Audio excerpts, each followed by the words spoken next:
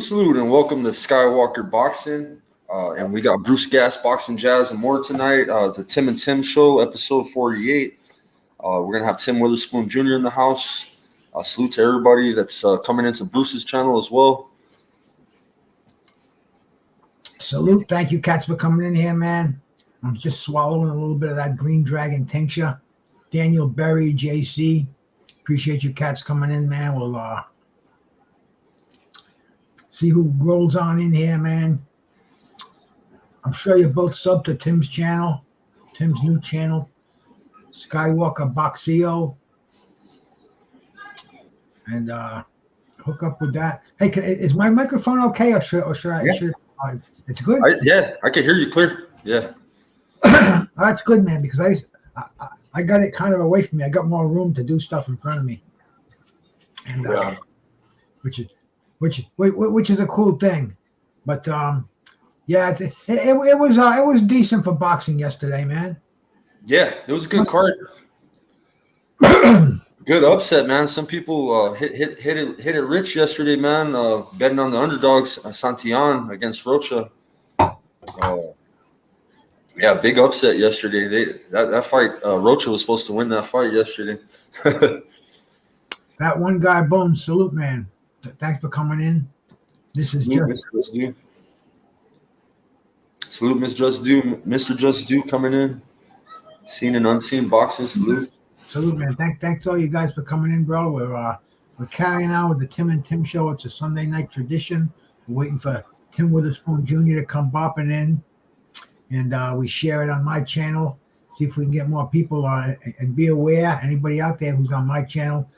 Tim lost his YouTube channel. He had over 8,000 subscribers, man. You were way up there, and right now we're trying to build it up again. So anybody over here, you can click the link. It's pinned up in my comments, and we'll get him back up there again, man. You know. Yeah. Salute to Ernest. I gave Ernest a link too tonight. Ernest Johnson, so he'll be coming up.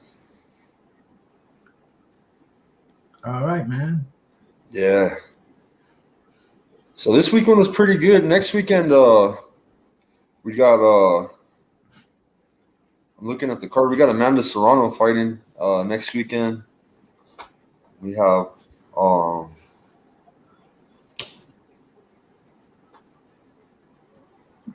we got Arslanbek Makhmadov, 17-0.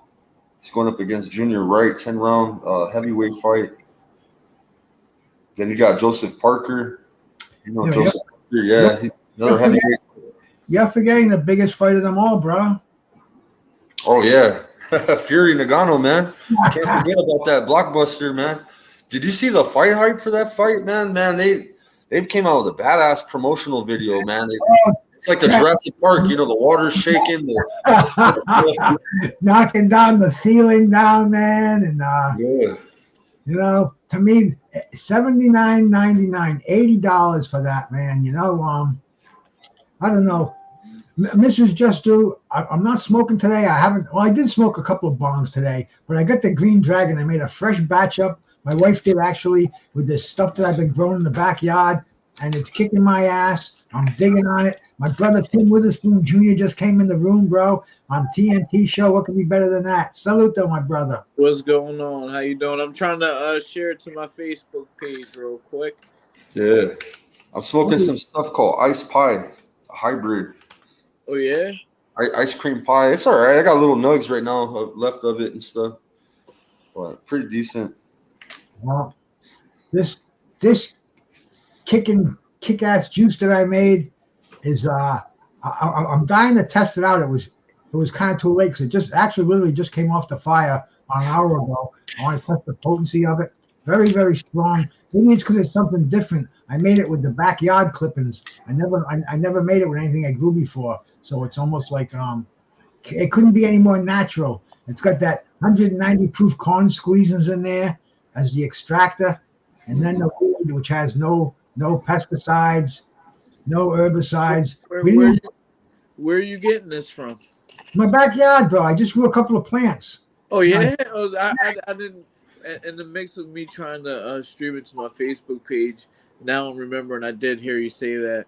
Yeah, I got about 6 ounces from the plants, man. So Wow, nice. yeah. I'm back in the dispensary, uh, buying stuff from the man. Yep. uh, you Hey, know, it's getting cheaper now, bro. yeah. The prices are going down. Yeah, it's cheap out here in Albuquerque. We're flooded. What's the law up there in Rhode Island? The law? Yeah. It's legal. It's recreation. Recreational, yeah, man. You can have up to 10 ounces in your possession, which is like that would put you in jail for 10 years back in the day. Right. And it's legal now. It's almost like they put a blindfold over their eyes. They don't even want to see it anymore. You don't hear anybody getting arrested for driving under the influence of it, dealing it. No transporting. It's like a non-issue anymore. Right. So It still yeah, man. has this little, stigma, but little by little, hopefully, the next generation, all that prohibition will be Man, out the door. dude, I see guys. When I'm walking around, I see the guys, construction workers, pulling out their vape in the middle of a job, Yeah, throwing Yeah. it back in their pockets, man. I I'm mean, here. it's I do just, that at work all day.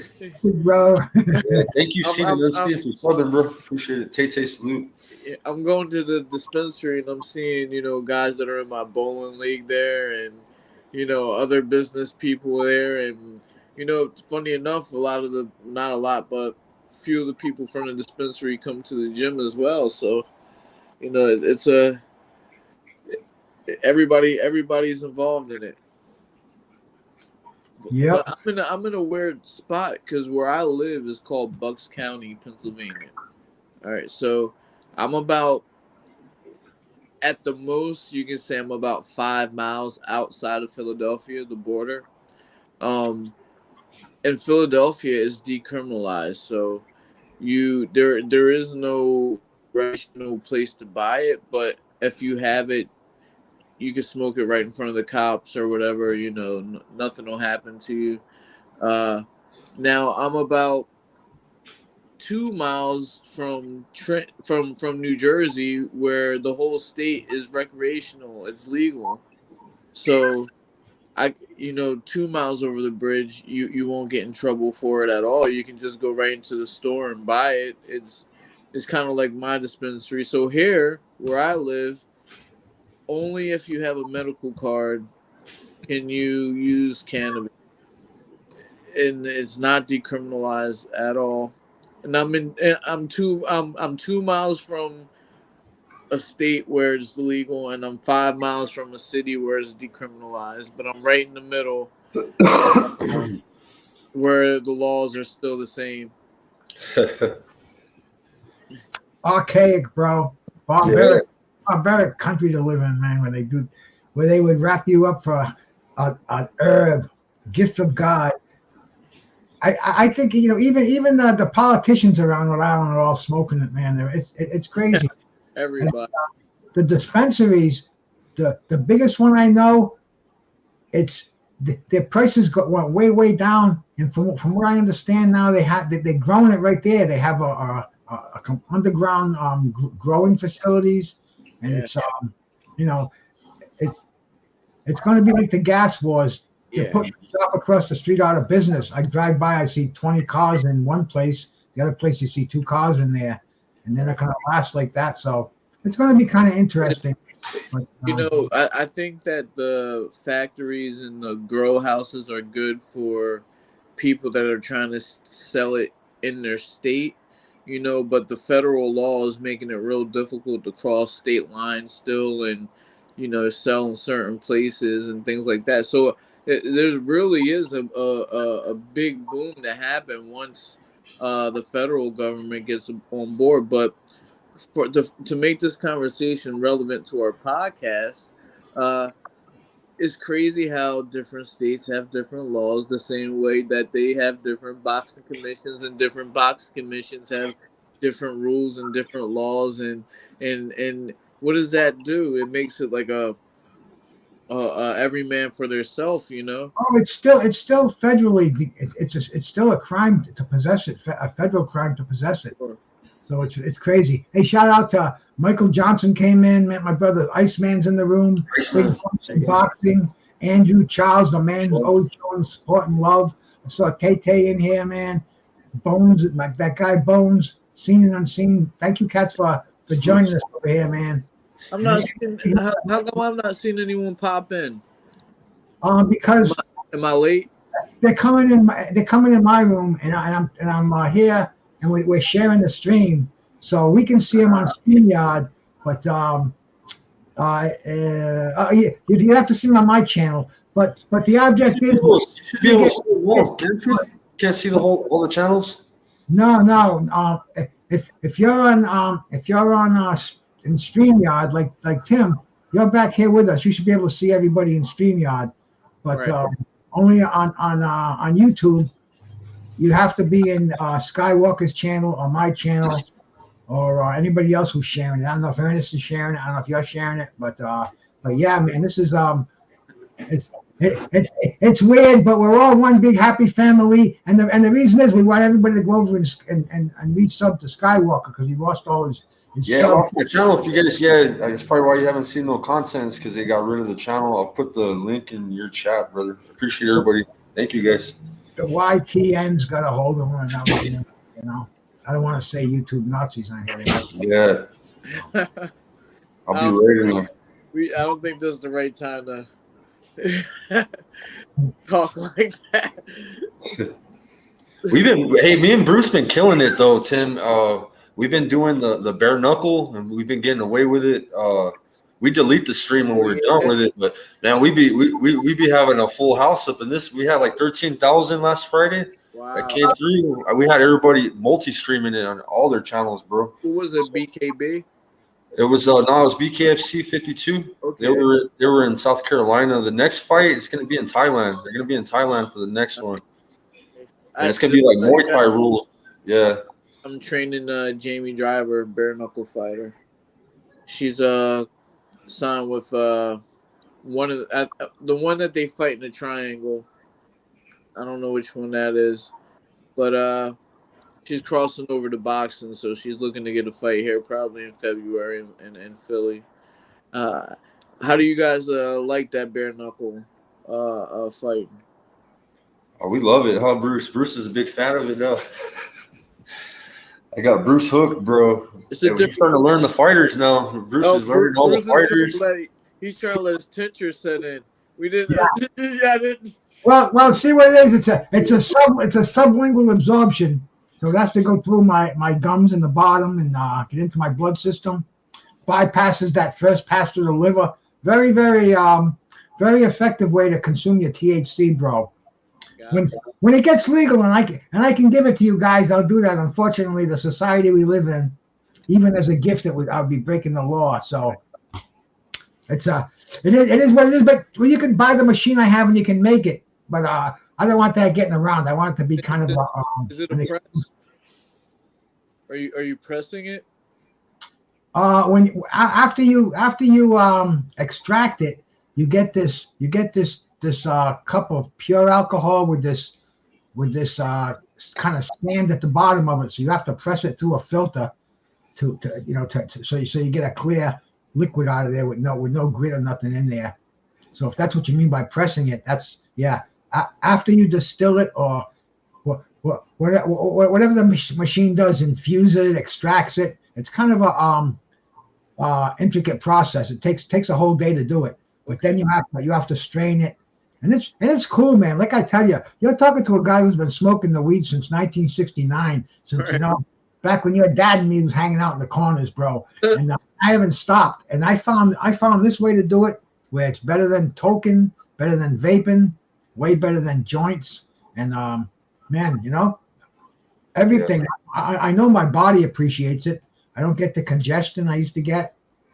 I don't get the sore throats I used to get from the harshness from smoking and the indigestion. So now, how long has it been since you? Well, I guess you still do fire it up every now and then. Oh yeah. But how long has it been since you've been concerned and been taking more notice of doing it differently? Oh, I've noticed it for years. I've noticed it for 30 years. I wake up in the morning, I need a whole box of Kleenex. I'd have so much mucus in me. But, it was, a trade-off. I wouldn't have it anymore. Once I coughed it all up, I'd be good for the day. But all the smoking I did, and believe me, back in my day, I was smoking, a half ounce a day. Right. I mean, 20 joints was about average. I mean, I was like the Skywalker, man, Yeah. And plus we had to smoke a lower THC percentage weed, so you had to smoke more. Yeah, Hey, Ernest, when you got out the service, bro, you didn't want to smoke no weed, Ernest? No, now, one Ernest, joint, you hear me? a dozen people, but the tincture, that's my thing now. William Old School, salute my brother. Thank you for coming in. That's my bro. Salute, man. Yeah, man. In fact, I would recommend it to any athlete who likes to indulge in THC products, especially to keep their cardio going. It doesn't constrict the vessels like smoking does. Smoke won't give you the full effects from cardio because like I said, you're not getting as much blood pump through your system because smoke itself constricts your vessels. But Yeah. I'm sold on it, bro. Believe me, I'm as sold on this as Skywalker is. I'm buying that Tyson Fury and Francis Ngannou pay-per-view. I'm not buying it. Ernest is hooking me up with a TV package, Bruce. That's pretty dope, man. Yeah. Ernest, can you hear us now? Yeah, I got you, man. I was poking around with connecting different audiences and stuff like that, so I wasn't really. No, man, I never really got into smoking, man. I never really been a smoker. I mean, I have before. I'm naturally like a happy dude. So you don't have to be sad to smoke pot, man. You got used to that. In the service, I was clean too, man. I stayed straight while I was in the army, man. I couldn't smoke. I would actually smoke on my leave. So technically, I was still a stoner. I just couldn't smoke because I got tested so much. I don't know. I found when I wasn't smoking, because I've gone through periods where I didn't, but I became very, very picky about things, and I wasn't really the best person to hang around with. Where now, when I smoke, smoke things don't bother me. I mean, I'm not a. I'm less an asshole. Yeah, exactly. I think maybe I'm more an asshole, but I don't think I am, and I don't know. It's my one vice, if you want to call it a vice, but I also think it's got a lot of health benefits too. Because I see people who didn't smoke, the way they're looking now, and people who've been smoking for years, but Yo, man, we're talking through addicts here right now. Okay? What's the difference? Because in our society, booze or drugs or weed, and weed is the safest alternative. If you want any mind altering substance you want to put in your body, make it THC. It's the only safe one out there. And believe me, I've tried them all, man. I know the pitfalls of every one of them, and weed. The only pitfall of that is now the smoking part of it's gone, so I consume it differently. But the only drawback is that it costs a lot of money. Now I get a couple of weeks I can live off the fruits of my year-long labor or 6-month labor. But what about mushrooms, Bruce? I mean, I know you had to experience mushrooms in your life. Oh yeah, I experienced mushrooms for a while. I had some guy in Arizona used to send me quarter-pound cans. They were like a pound of coffee, and there was a quarter pound of mushrooms in the cans. You'd open them up with a can opener and go. The air would get at them, and I had a connection for mushrooms for it must have been probably 7 or 8 months. I was going back and forth and buying these mushrooms. I probably tripped every day for 3 months on mushrooms, man. So it's not the same. Mushrooms are in a different class. That's like a psychedelic. That's in the class of LSD and mescaline and peyote I did a show with you, Bruce, one time on mushrooms, bro, and I hadn't took mushrooms in years, man. And I was on a panel with you, bro. We did. I had a setup show with you, bro. I forgot what it was. I was flying, bro. That day. Hey. The chat, bro. I was seeing tracers. I was like, oh yeah, man. that was I know I was doing good mushrooms. I had a poster on my wall when I was in college. It was a poster of the Buffalo Springfield, and Neil Young was in it, and I'd look up there, and if he was going like this, I'd know it was good stuff. Yeah. If I'd see the band stop moving around, I'd say, oh yeah. I'm the same as that one guy, Bones. I'm a hyper motherfucker, man. I gotta smoke that indica to calm my ass down. And then I'm an asshole. Like if there's a new movie on Netflix called Old Dads, I'm like that dad on there, man. It's like motherfuckers, say the wrong shit. I'm military, man. So I kind of sometimes I'm hard on people, man. If I'm not stoned, bro, I'm too hard on people, bro. Let me be the role model of the group. Yeah, I call shit out, bro. I'm a dick, bro. And I don't mean to be a dick. But when I smoke, I'm not a dick. Right. Well, that's what that's a given. That makes everybody happier. But as a professional fighter on the pen, you have to say, and Bruce touched on it earlier, that athletes should not be smoking marijuana. Or not, I don't even want to call it marijuana, sorry, cannabis. And if they do need to take it, they should find, the least invasive way to do it. Now, me, I'm doing it because I'm retired now. Years of sacrifice and not doing it. And that's something that people can look forward to when they're done doing what they have to do. But until then, I suggest that all athletes try to stay away from it as much as they can.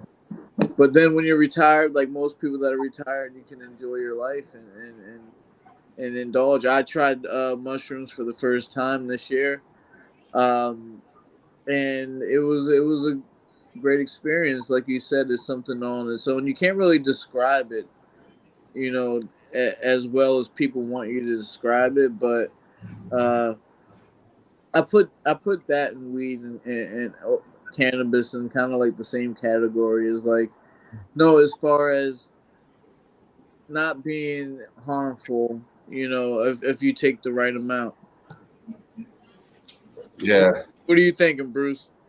When you're taking those psychedelics, bro, the reason that you hallucinate is because you're messing with your chromosomes.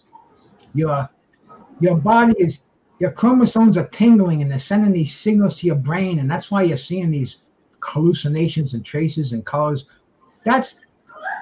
I'm lucky that I got away with it. I know people who did it for a long time, and I don't even know if half of them are alive today. But right. Last time I saw these people, they were some people. One dude, he ain't never coming back, bro. I mean, he tripped to the max, and like I said, he ain't never coming back. Well, it's not even near the same class of cannabis. Not even the same class. I should have said maybe taken responsibly. There you go. I should have maybe said that part, because I did have sort of a doula, somebody there that was sober who walked me through and a couple of guys through the whole process and made sure that we didn't overdo it. And that's why I say not me, man. My first night that I did hallucinated, I did LSD, and I called up my parents from the payphone, and I said, "Hey, I'm at Sarge's house. We're gonna stay here for the night. You don't mind, do you?" And my mother was like, "Oh, I don't know." I said, "Mom, please let me stay." Okay, here's the number. I gave the number to the payphone. I hung it up. I said, "Okay, I'm good for it." 10 minutes later, the payphone rings. It was my father. Oh, one of the girls that were there answered it. She goes, "Oh, it's for you, Bruce." My father, it's like, "Hey, come home right now." It was one of those where there's no way I'm getting out of this. Right. Anyway, I hitched home, and this was LSD. This was pure stuff from fucking San Francisco in the 70s. And anyway, I was all by myself, and I came home, and I was hallucinating. I saw fucking devils. I saw God. I saw everything, man. I was ready to go downstairs and wake up my father and say, "Dad, I'm losing my mind. Get me to the hospital." I took some LSD, and I'm never going to come back. I didn't do that, and I woke up. I didn't wake up, but I survived the night.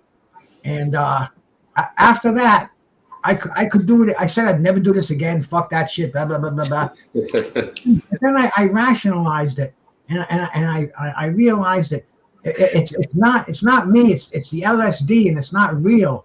And I'm strong. My mind is stronger than that. I can do that again, and I can control those hallucinations. I can make those good hallucinations. A bad trip, I can just say, get out of here. Nope. I'm not going to see you again. I want to see the clouds. I want to see the sunshine. And ever since then, I never had a bad trip. And I must have taken hallucinogenics. Oh God, well over 100 times. I mean, maybe close to 200 times. And I stopped doing that after the mid 70s. This is all stuff from the late 60s, early 70s. But I mean, it was there, and I learned how to control it, man. Like any other drug, but especially hallucinogenics, you got to control them, because I've seen people flip out. I mean, I have stories of people jumping out of windows, and and that's it. You let it take over you, and man, if your mind is not 100% solid, right on fucking track, you'll see things that'll make a sane person flip out. But you have to remember, it's not real. This is the drug. I'm in charge, and man, ever since I did it like that, I dug it. Man, I used to go to concerts all the time. I used to go to fucking festival weekend things, and oh man, if Mike Tyson were to kick it with you, Bruce, and he popped out the toad, would you try it? The thing about it is, right now, every once in a while, I say, something, I could do something like that now. Like for instance, last 4th of July, they had these fireworks. They have them every year, but now they're like huge. And I live on the bay, so they have them over different communities, and they're huge. And I'm saying, man, if I could do a fucking ayahuasca or lick that toad right now, a little hallucination, would it be worth it? But the thing too about that is, man, when I used to do that, the next day it would be like getting in a fight. You would be worn out, man. You'd be aching, and it takes a lot out of you. So I don't know if my body could handle that anymore. I don't know, man. Maybe it depends how I was feeling. But right now, I'd say nah. I did it once. I'm good. I don't need to do it again. Yeah. I did peyote. My wife's Navajo. They do peyote for the medicine for healing, like cultural, And you do go on a trip on it, bro. Like I tripped on it pretty hard, but I had a good trip, man. I was in a Hogan, like a Navajo house, and the ground felt like it was shifting on me, bro. Like for a second, and the ground didn't feel like it was stable, bro. Like I was like, shit, you know what I mean? Like I'm fucking high as a motherfucker, but I just chilled, and I had like a vision. You know what I mean? The vision I had, bro, was war, bro. My mind's all fucked up. You know what I mean? So I kind of had not a bad trip, but how do you say, a sad trip, bro? I didn't freak out. I just had a depressing trip. You know what I'm saying? Not a good one, I guess. But hey, it was touching, bro. Peyote buttons. Not really to push the subject, but to dig a little bit deeper. Were you thinking about the military? Yeah. Just about previous. You know what I mean? Just bad experiences. Right. That's it brought out all the bad shit, bro. Kind of just put me on a trip. That's where you have to step out of your body and say, hey, this is not what I did this to experience. Yeah, it was realistic too, bro. It was like I've done that out of body, bro. Like I was back in Iraq, bro. Yeah. Kevin Knight, salute my brother. Larry Liston, thank you, cats, for coming by, man. Yeah. So I won't touch any shit like that. Fuck that shit.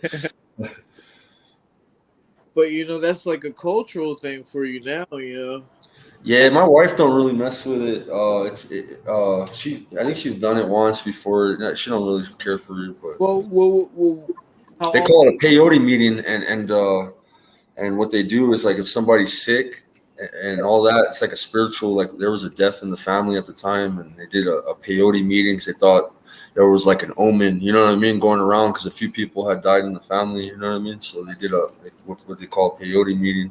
It's just Navajo cultural. Different tribes have different uses for it. I know the Pueblos use it, the Apaches. You know what I mean?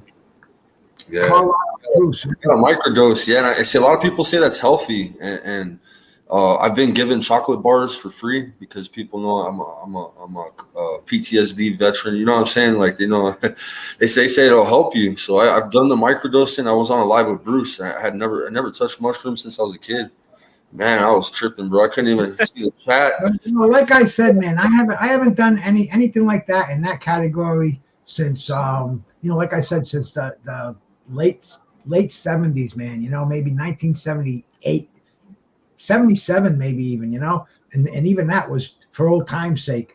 But it hasn't changed. I could do that right now. I wouldn't have to have a tune up or anything like that, man. I could get right into it. It would be it would be like sipping into the warm bathtub. But would I want to do it again? That's the whole thing, man. It would have to be real special. Yeah. And the right circumstances. No phone around, no phone, no car, no nothing. Aren't you on the lake? The bay. No, the ocean. Yeah. Yeah, the ocean. You just like back to your house. Sometimes Carlisle Crew, Demetrius Bright. There's some nor'easters down here, and you do some acid when you're getting a fucking full blown nor'easter, and it will not be a good experience, bro. I don't care how much of a veteran you are, man. Cheech and Chong could trip down here, and if there was a nor'easter, I think they might have a fucking bummer. I think they might flip out, Right. Demetrius Bright, my brother. Yeah, Carlisle Crew coming through. Salute, Demetrius Bright. For sure, man. Everybody William, Miss Just Do, Opulent LDTV. Is there anybody in this boxing community out there? Are you going to pay for Fury and anybody? Some people are hyped on it. I have a couple subscribers that said that the card's really good, and I'm like, okay. Yeah, the undercard, it didn't look bad. It didn't look trash, man. It had some bumps on that kind of like, hey, but $80, man, for that. Come on, I mean, dude, they're separating boxing. They're making boxing classes, bro. Who can afford to buy these pay-per-views? There were 3 of them within the last month, and now they're expecting this one. I was at a site today, and the guy was, I'm gonna buy it. I said, anybody buying that fight? Yeah, I'm stupid enough. I have to buy it. I don't know how to stream it. And, even if I did, I wouldn't. I don't She wants know. to see Nagano whoop his ass, huh? Well, what's the big? Some people are hoping Nagano could pull it off, huh? Yeah, I hope he does too. But to spend $80 just to see a spectacle like that, where I think that the chances are it's going to be a snore fest. Tyson Fury is going to knock him out whenever he wants to, and aside from that, you're going to see Nagano throwing these crazy punches that a novice would probably be better off throwing, and I expect really nothing there, no entertainment value for the average person watching that. Pull up the undercard, because I have no idea. Here, I'll pull it up for you real quick. I have no idea who's fighting. I'll tell you, brother. Yeah, while you guys are doing that, man, listen, I've never had a bad experience on any of those things. I got the PTSD just like Skywalker and all that. But usually, if I do anything that alters my mind, it's usually I'm like a thinker. Like I like to read books and like get into like heavy knowledge type stuff. So I guess I just take a whole other route. Yeah, it affects people differently, man. Some people can do it and be good. Some people do it, they're gonna jump out of a window. You know, that's Shout out to Jexter out there. Is it JXR DXNN? Salute, brother. Smoking a blunt of Gelato 33. Cue ball salute. Makumadov is fighting on the undercard. There's so many boxers that sound like Makumadov, Makhmadov, Madulov. Really, right now it's confusing. UFC, bro. You had Chimaev and Machaev, bro. They'd be rhyming too, huh? The UFC that just happened with Usman and Volkanovski. Oh, salute, my brother. I mean that part of the world, man, they just producing some real good fighters. Hit that thumbs up button out All right, so there. the undercard, you got David Adelaide going up against Fabio Wardley. Yeah. That's Joseph a good Parker. ESPN Friday night fight. Yeah, Joseph Parker. Who's he going against? Simon Keane. And what's Keene's record? Is it I gotta look at it. It's just telling me names on this one. And then we got Makhmadov and Smakiki. Agron Smakiki, that's his name. And then Moses Atama versus they haven't got the opponent on there.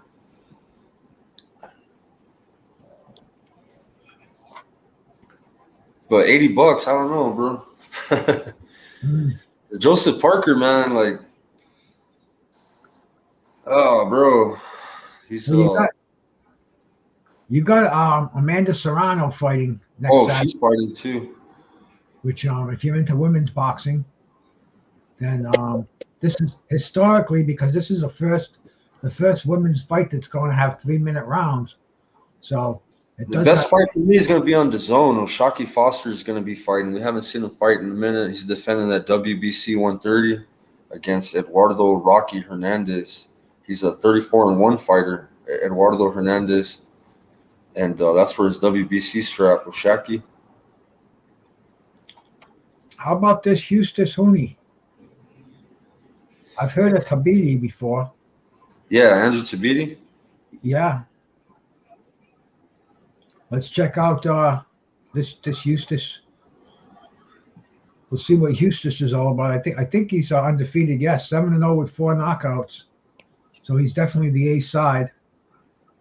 He's probably the zone fighter coming up. Did I see that? Was her name Camille, the girl that we had on the show a couple of weeks back? Yeah, she's fighting Jackie Calva. That's Jake Paul's fighter. You know that? No, I didn't know that. She's fighting for a belt. She's looking for sponsorship, brother. But I think Ernest, you want to explain what you spoke to her about?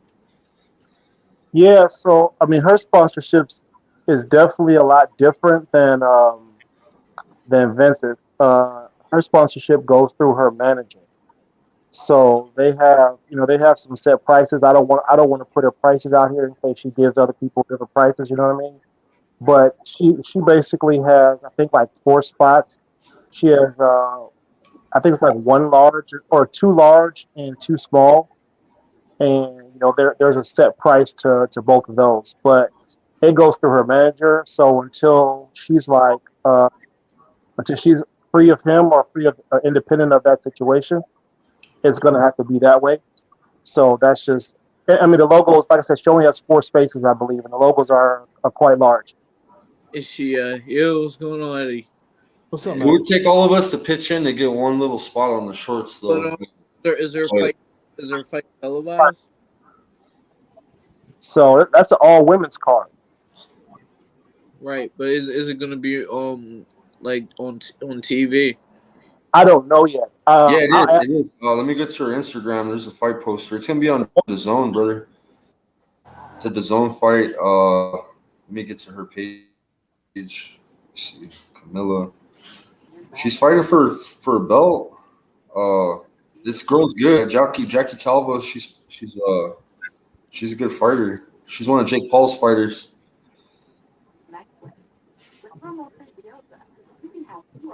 She's the A side though. She's undefeated in this fight, so she could pull it off. And we got a sponsorship on there. That'd be pretty good too, bro. But the fight's coming up soon. Trying to find her real quick. There she is. Didn't she fight We can go too. This is the girl. This is the girl she's fighting. I don't know if you can. Should I main screen it real quick? Here, watch. Just do salute, pound salute. Thank you guys for coming in. Thank. If I missed anybody, salute. But let me. She's This is a fight poster. She's gonna be fighting on the zone, and she's fighting that girl right there, Jackie Calva. And if you go to her page, bro, she's with Jake Paul, man. She's a Jake Paul prospect. I don't know if she has any.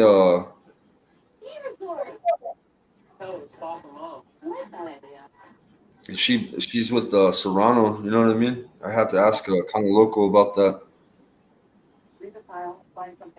So yeah, this is her. This is her and Jake Paul right here. That's the girl she's fighting. And What's her name?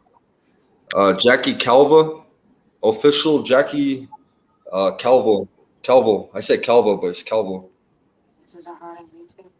And yeah, she's a Jake Paul fighter, I think. She's there with Don King. Technique, salute. Here, let me get my Just do, bro. Salute, man. salute. Eddie's salute to Eddie, man. How you doing, Eddie?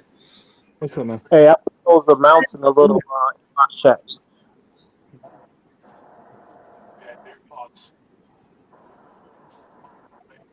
In a little private chat, I put the amounts in there. I just want to say shout out to Amanda Serrano for doing this whole 3-minute round, 3-minute rounds, 12 rounds. Man, they should be fighting 3-minute rounds, bro. I mean, I feel like definitely. I feel like the reason she also is doing it because remember her last fight. I feel like if she would have had a little bit more time, you know, you can have a different outcome with more time. I mean, if anything, they should shorten the men's rounds.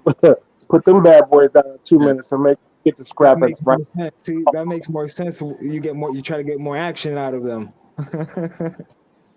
You know, to be honest, I think like even the WNBA, I think they should lower the women's rim to about 9 foot, bro, so they can start tomahawking and you feel me? Like that would get them some. That would get their numbers up, and giving the women 3-minute rounds, give them a little more time to work. I think that would get their numbers up. To be honest, get more stoppages. BBO, salute, brother. Salute. Salute, pounds. I hooked you up with the wrench in my chat. Technique, salute. Salute to BBO. Are y'all guys ready to get this fight over with? The Tyson Fury fight? I don't even care anymore about a pay-per-view. I don't care if it's the Zone, ESPN, Top Rank. I don't have all I have is the internet. It's hooked up to my 60-inch television screen. I got another laptop, and that's the only way that I get entertainment. I just go on to Stream East Boxing, and all the fights are up there. I don't know who puts them up there. I don't know how they're making money putting them up there, but it's not illegal streaming. If it was, the cops will be knocking on my door. I tell everybody and their brother out here. The porn sites sponsor it, bro. You know that? Porn sites are sponsoring the free fights. Hey, come and me, my sister. Shout out to you, man. Salute day. That's what pops up when I go to those sites you give me. But my thing is right now, they have to do pay-per-view. First of all, pay-per-view is not going to survive anymore. It's as obsolete as a payphone. Sure. Yes, because everyone's able to stream it for free online. Everybody can stream whatever it is. It's on the internet. They have to find a new way to distribute boxing. I think what they have to do is they have to have. Excuse me, I'm not done. Let me finish, bro. I'm an old man. If I stop, bro, I forget it, and it's gone forever. So even this one, I got to dig back there. But oh man, I forgot it again here. Let me get to the head of the show, bro. It's the tension. It's the tension. Maybe it is. I guess you might well freaking Get me number. What I'm saying is, the point is, streaming is so common right now. What they have, if boxing wants to survive, they have to go back to concentrating on live events. And if it's going to be a huge fight, then they can have it in theaters, pay-per-view. Show it where you have to go to a destination to see it. But see, these things happen before the internet. Right now, the internet's out there, and I think the internet's undefeated. If it can be transmitted anyway, you're going to be able to get it on the internet. So I don't know what they're going to do about it, but nobody. Anybody who buys pay-per-view views right now, they're out of their fucking mind. So, you know? Do you think that it's like a catch-22? Because if we focus on the live events, we also know that some of those ticket prices are ridiculous live. So some people aren't going to be, like, in my mind, I have a vision of like when Jack Johnson, you see those videos of them guys fighting outside that, the ticket was only 50 cents, we're talking $1,500 in some of these fights, go see Gervonta Davis. And then, but if the promoter also makes the ticket cheap, then they're not going to make any money. So and then the purses of the fighters are going to go down. I think what they could do to increase that is by only having these fights in huge stadiums, like they used to have for Jack Johnson and Jack Dempsey. They pretty much build a platform to show the fight. They go into a field and cut down trees and build a platform. Right. That'll take some promoters actually promoting. Oh yeah. See right now the big talk is Showtime pulled out of boxing. I hear people telling me boxing is going to die right now. Boxing is dead. It doesn't have a platform. First HBO, now Showtime. Man, you haven't been around too long, bro. I've seen the network shy away from boxing back in the late 70s. There's always a vacuum. There's always somebody that's going to show it. This is the easiest thing. All you need right now is a camera and a YouTube. Not even a YouTube channel anymore. You can have a channel anywhere. But it's internet is going to be the platforms for fighting. Fighting's not going to die. Your dad shared a video the other day and it went viral as fuck, man. I forgot what it was, man. But your dad shared like something current, bro. Like something not from the old school, like him just messing around. I forgot what it was, bro. He's killing it. Yeah, he got like. I tried calling him the other night to come on, and he was doing a show, and he didn't return my text, and he loves to come on and talk. I haven't talked to him for a while, and right. He loves talking about some of the old stuff. And right now, man, there's a lot of anniversaries, a lot of big things happen. A lot of fighters are coming. They're coming back. I see your son boxing too. Yeah, I see the third generation in the gym, bro. Boxing, bro. We got the Witherspoon legacy going, huh? Yeah, he's working hard. He's gonna be fighting on November 19th at the gym. I got about 8 guys fighting that day, so it's gonna be crazy. But yeah, man, one day I'll have my dad on here. He's always talking about how I'm a good kid and how he never had to punish me. I don't want to talk about that. That's not. I come on here to talk about boxing, not about how good of a kid I was. But your dad likes to talk boxing, and he keeps up with current, bro. For an OG, your dad really keeps up with the sport too, bro. He wants to score fights. He likes the heavyweight fights. He likes AJ a lot. Anytime AJ's fighting, he wants to go live and talk about it. Sure, I'm happy for him, to find, a voice in this day and age with, new technology. There's not a lot of the generation. There's not a lot of the lost heavyweights as, Bruce, you would know. There's not that. There are a few that are on social media. There's not many that are doing it like that. Even the guys like me. There's not a lot of us out there anymore.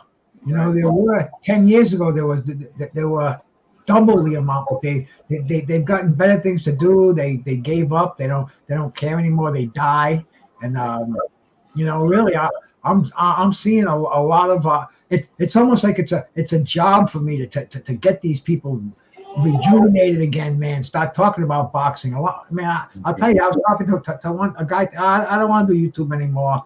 It's just a waste of time. I'm like, oh man, you got the knowledge. Nah. I'm sick of it. And hey, Yeah, you can't let people get to you. That's the thing on here. You just gotta be you. no, I'm not. I don't give up on it, bro. I love talking boxing. I love hanging out on YouTube, man. And there's always something happening. Always fights to talk about. Last night was good ones. Next weekend. So let me ask y'all something. How y'all feel about that card with Keith Thurman and the Keith Thurman card and everything? How y'all feel about that? Yeah. Oh. That fight again. I know Laura's on that card, right? Yeah, it's gonna be Keith Thurman versus Stanionis. And then you have I forgot the fight Laura and Danny Garcia. Who? Laura and Danny Garcia, I believe. Yeah. Danny Swift. Yeah, Oshaki Foster is probably the best fight this weekend for me, man. The WBC 130 title fight. It's gonna be on DAZN. I think that's a card that's like 5 years too late.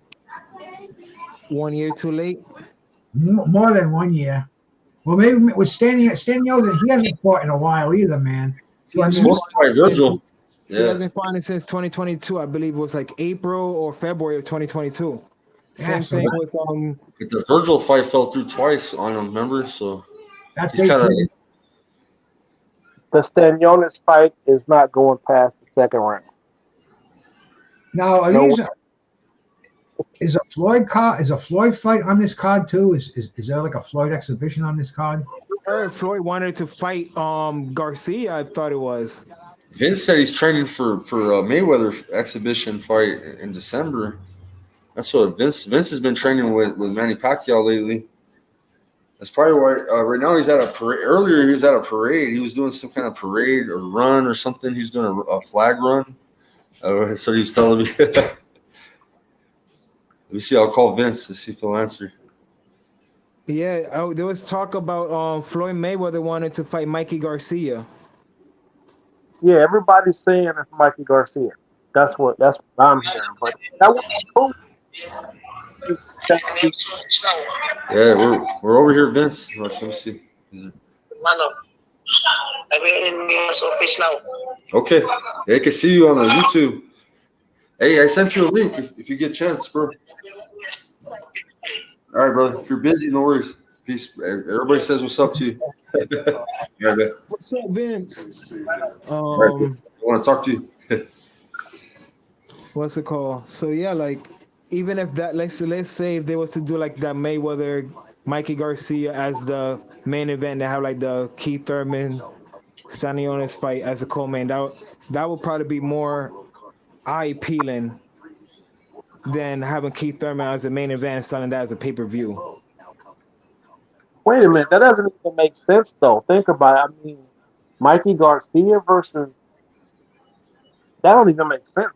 I mean, then Earl basically retired him, and then he lost to like Sandoval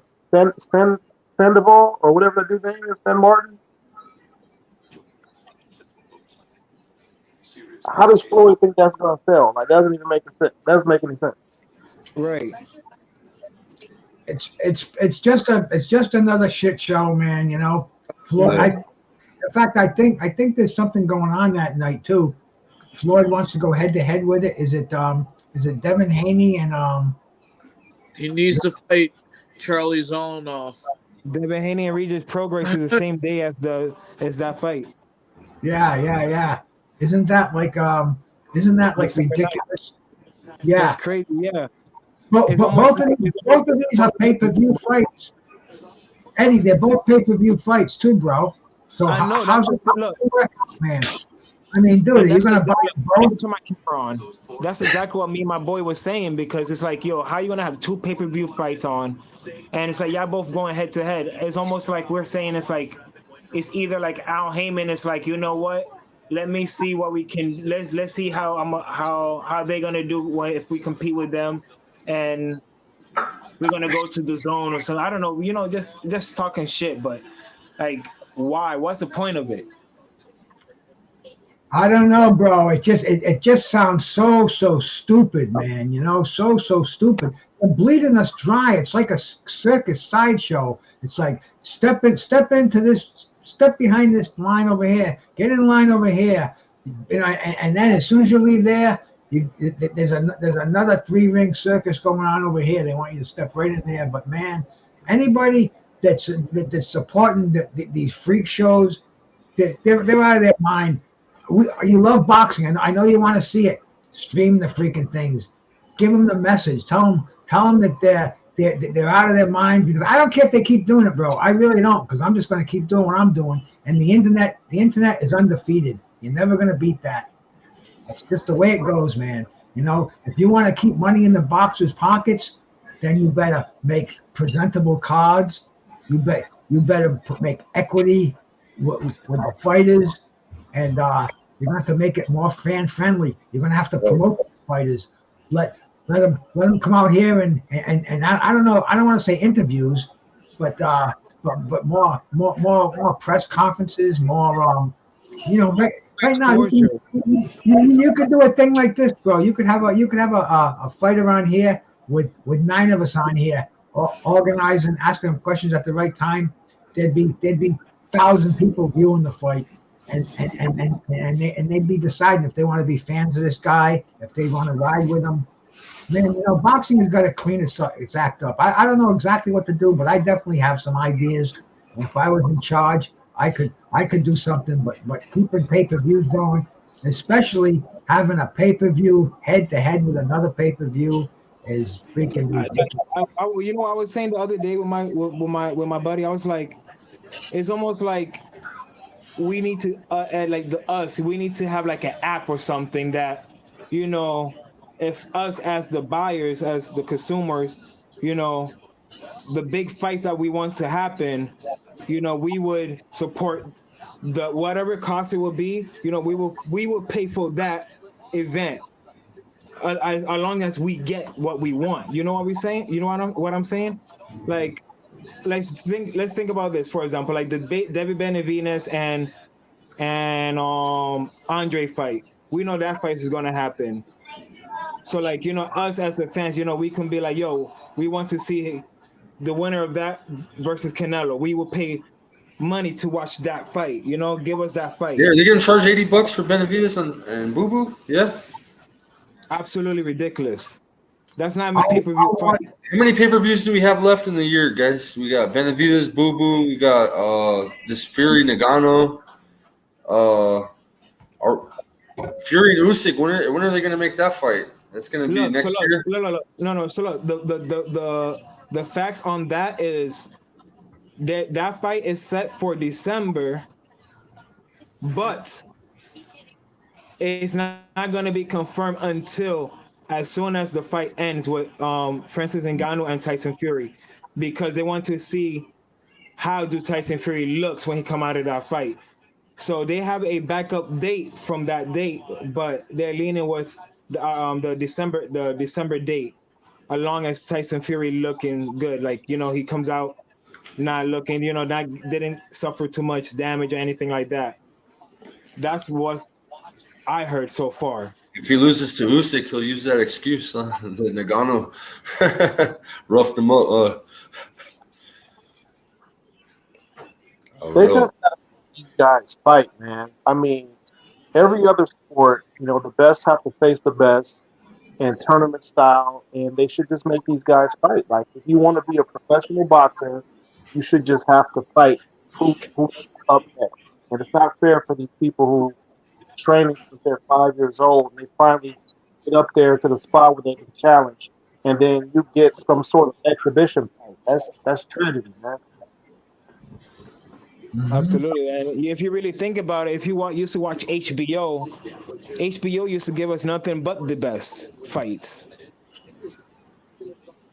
Before that, man, before that, on ABC's Wide World of Sports, CBS Sports Spectacular, Yeah. NBC Sports World, every weekend, main events in the afternoon for free. And it was a weekly thing, man. You know, it was the heyday of boxing. USA, right? That was a big deal for a while.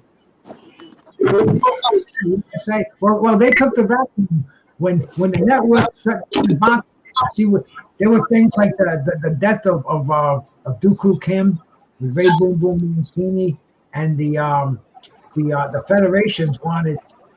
They were starting. They wanted sanctioning fees from the television stations, and there were wars going on. So the network said, "Fuck this, man. We're not going to have boxing anymore." And fans were shaken up, just like they're shaken up now. It's like Showtime, getting on a boxing. But there was a vacuum, bro. All of a sudden, the cable bloomed, and ESPN picked up boxing. But ESPN had boxing like 5 days a week on there. But it was just so much of it, and USA, and then they had the Nesson. It had tons of boxing on. It had the Madison Square Garden station. It had the Felt Forum. It had the Blue Horizon. I mean, it saturated it, and people were scared. People said, "Oh, boxing's going to die because it's not going to be on TV anymore." But no, man, it thrived. And the same thing is going to happen right now with Showtime. You watch, man. Already, Peacock Network, they had a card on Saturday afternoon, and you're going to see Spike TV, little offshoots like that. They're going to start cultivating little cards like ESPN did. They'll start going across the country, and it'll bring boxing more popular because the different states will want to have cards where the network will come in there, promote their card, like ESPN used to do, like Tuesday Night Fights. They'll have a traveling bunch of commentators like Tim Witherspoon Jr. and George Jakovic, and all those cats that can really got the vernacular for boxing. That's what they have to do. They have to start all over again, because this right now all you're hearing is bitching, fighters that don't want to fight each other, promoters that don't want to cross the street. We had two retirements yesterday, man. Number one was Linares. He retired yesterday after the Catterall loss on Instagram.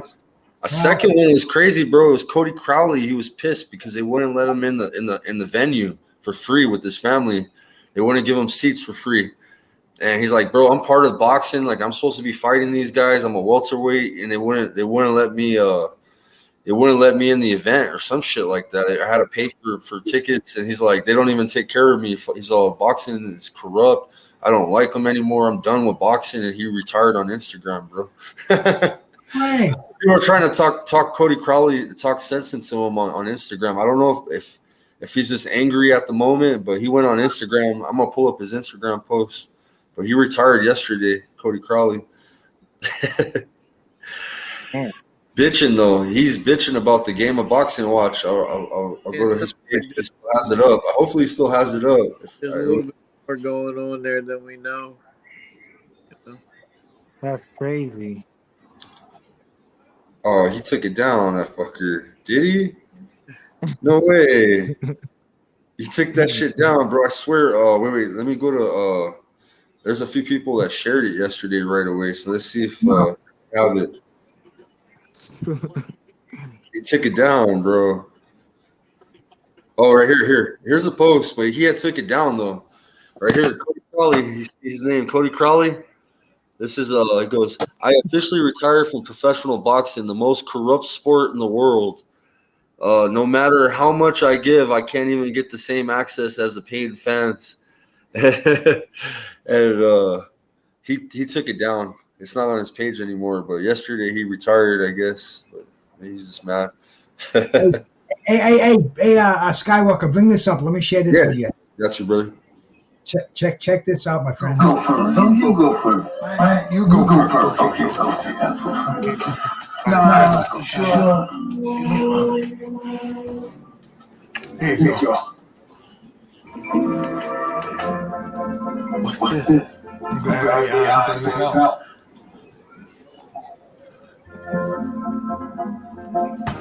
Now I got you a gift.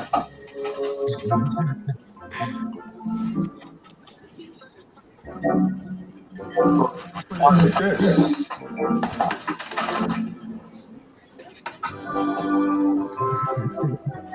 What is this? I got your ear. No, it's not. This ain't my ear. Yes, it is. Cherry pie punch. My ears don't taste like cherry pie. And you don't. Yes, they do. Man, they don't. Yes, they do. Yes, they do. Why I ate your ear, I should know. Well. Look at his Tyson sweater, huh? How can you not love that, huh? Oh, I had some, man. They're good. Yeah, really? Wow. I don't know. As far as the strength, I don't know about that. I mean, they taste good though. It tastes like his ear, man. Ha. Well, that's the thing, man. With this green dragon, man. You know, I know how many milligrams I'm doing. I haven't tested this batch yet, but it tastes pretty strong. And I'm up there to where I have to buy to get the buzz I get from a night of doing a half ounce of this, which cost me a couple of bucks. Where I have to buy 4 to 5 100 milligram bars at $20 a piece to get the buzz I get from this, or at about $10 for a half ounce. Cost effective. Huh? Definitely. Yeah, you bought a machine for that, huh, Bruce? I remember when you first got it. Huh? yeah, man. I got this machine called the Magical Butter. Oh, I remember Bruce used to make them videos, boy, with the honey and everything too. I used to do that at first, but I was getting fat when I was making that honey. So I just use the alcohol. So all I wanted to do was just eat this son of a bitch. Oh yeah, I'd be doing this all the time. I'd be getting some, and the thing with the honey is, you can eat it, but you got to eat it with something. So I'd be putting it on ice cream, and I'd be making a. I'll have a bowl of oatmeal with the honey, and all of a sudden I get on the scale, and I'm like, holy shit, I gained like 4 pounds last week, man. So it's like, I think I got to do something about this honey. Or, I'd cook with it. I'd make freaking muffins, cannabis muffins. They were dynamite, man. It's called the Magical Butter Machine. In fact, if you want, I can find a thing. I can bring up something on there. Yeah, it's cool. It teaches us how to make the green dragon. Yeah. Okay, here we go, man. No, that's a purchase over it. It's still got the thing that you know how you just put magical and it comes up. It's like YouTube knows what you're doing.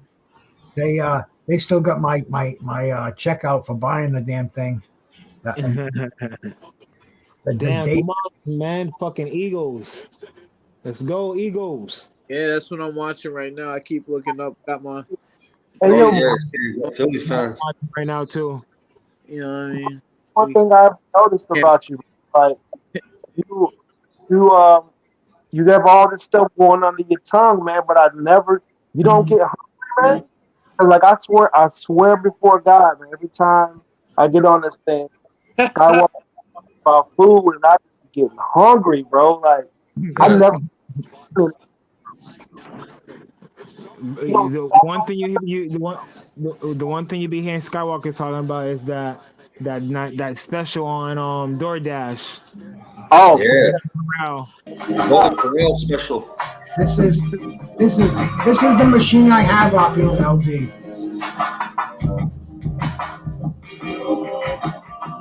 Hello and welcome back to my channel. Today I'm going to be showing you guys how to make the green dragon tincture using the magical butter machine. You'll need to take some decarb flour. It's recommended to take anywhere from 14 to 28 grams. and place it into your magical butter I use machine. 100 grams.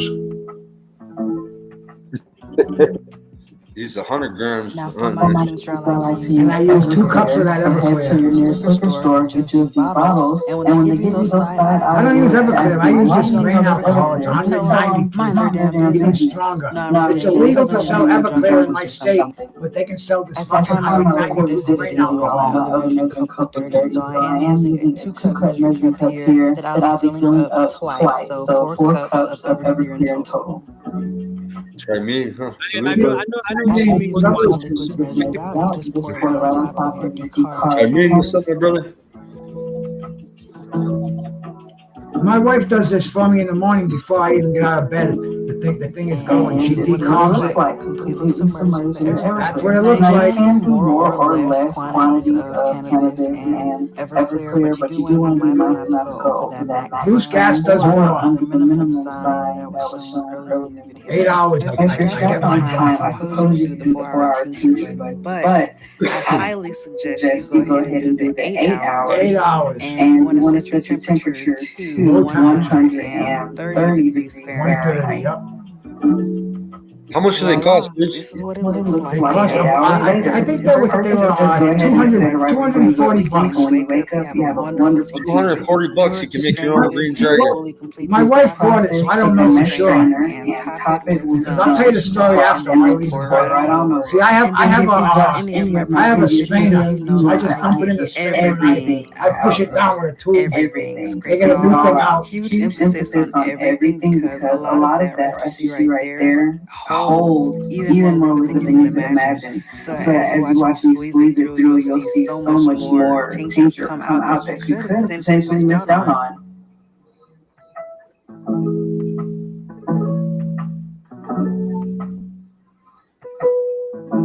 And I mean, it's just so beautiful. Aside from the wonderfully dark color, I mean, we put in 4 cups of Everclear to begin with, and we ended with 4 cups of tincture. Let me just brag on that for a second. Now, to properly store it, you just pour it into a mason jar, and be careful because it is hot, so you want to hold your hand somewhere that it won't get burnt. We do Once 2 you've cups. filled and sealed your mason jars, you can place it into a dark, cool space and enjoy it at your convenience. Honestly, with the magical butter machine, the hardest part of this whole process is just you measuring out those ingredients. I do hope this video has been informative and giving you the confidence to make your tincture at home. Don't forget to puff. See, mine is way stronger than that because I use a ton more weed.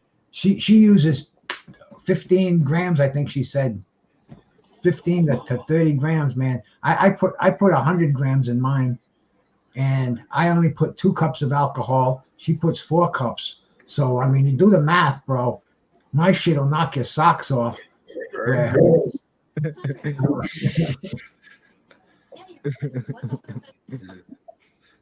Come on, these Eagles look like they're about to start flopping, boy. I got a video from my boy Trick Nolte. Trick Nolte's birthday today, man. If Trick Nolte's out there, man, happy birthday. Happy birthday, Trick Nolte. For sure, bro. For sure. Yo, Trick, what's up, baby? Hey, it's your boy Deontay, man. You know, it's crazy because, which is not crazy. Put that full screen, bro. Yeah, I got you. My birthday is today, and your birthday is today as well. So, hold on. Wait. Happy birthday, brother. Man, it's a beautiful a gift of life. And I think a lot of people, overlook, the smaller things of being alive. Just stepping out of your bed, putting your feet on solid ground, you know what I mean? And just like, I'm alive. I mean, do you know how many people made plans for today and didn't make it? Man, just those simple things, just the simplicity is key. Use the right lane to take the exit towards San Diego. That's a phone call for Trick Nolte. They got the same birthday. That simple thought right there is everything to think about. Trick just sent that to me. Damn, you gave him a shout out like that today? Deontay gave him a phone call. That's a private call right there, bro. The age that we are. It's a blessing, and again, happy birthday, Trick. I appreciate you, brother. Shout out to the LDBC. Peace.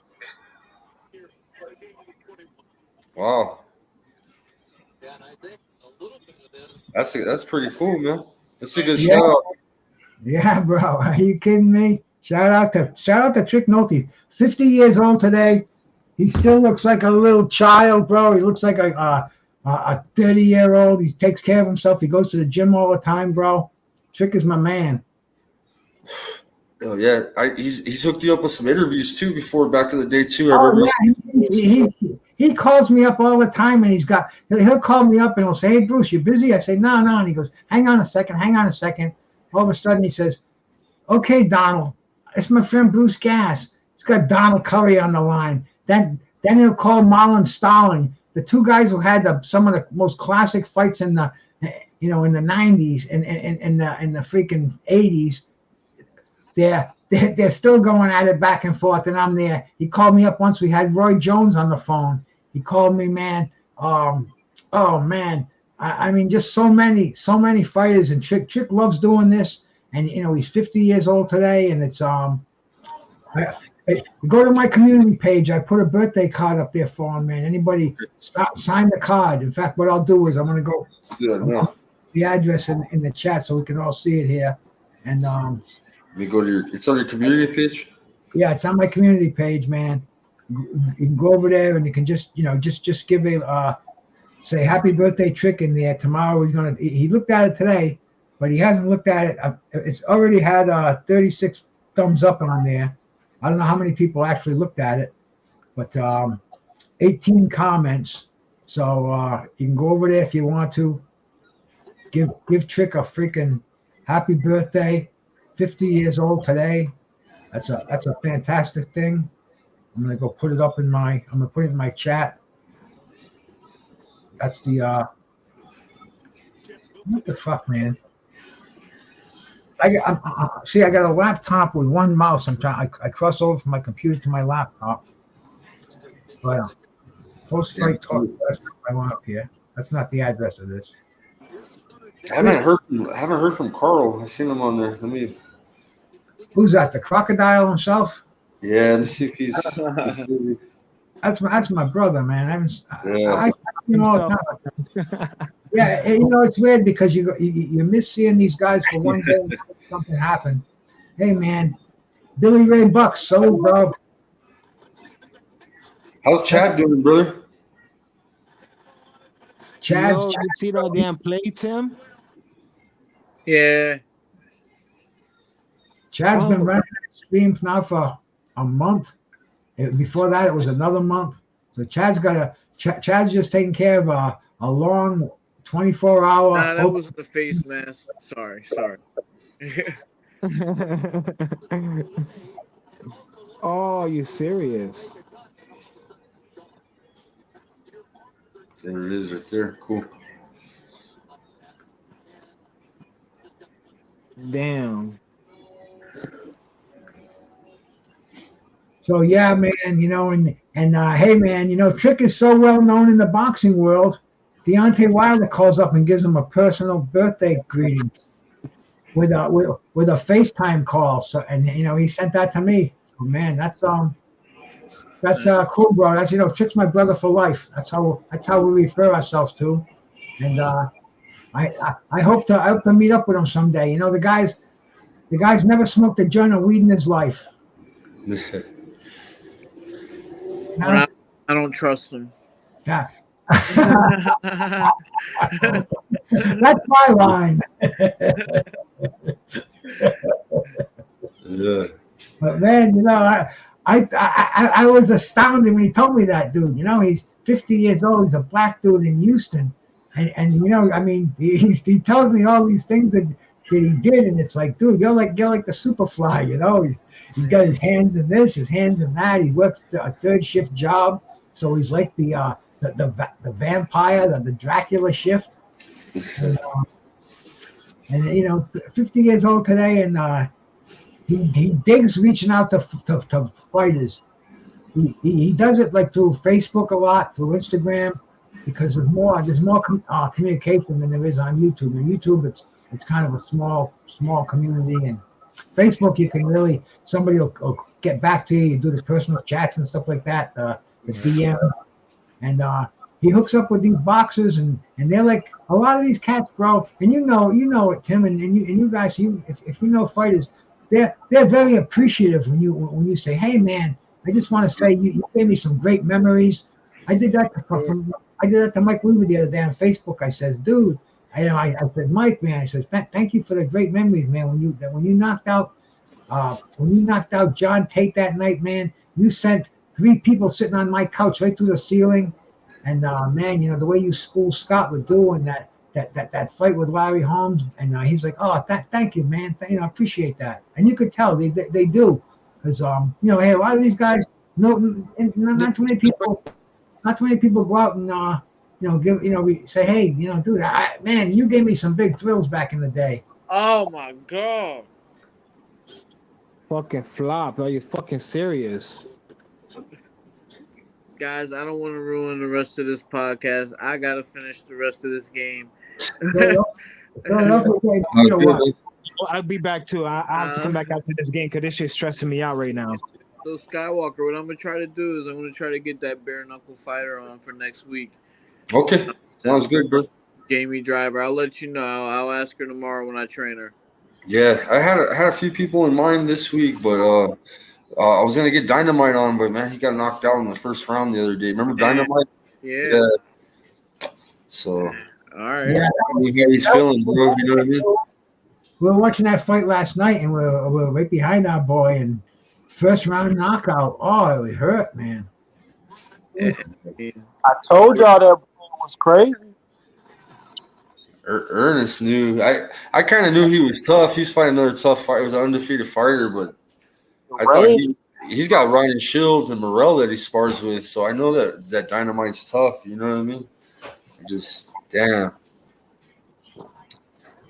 Well, I'll see you guys later. All right, later, brother. Okay. Thank you, Tim.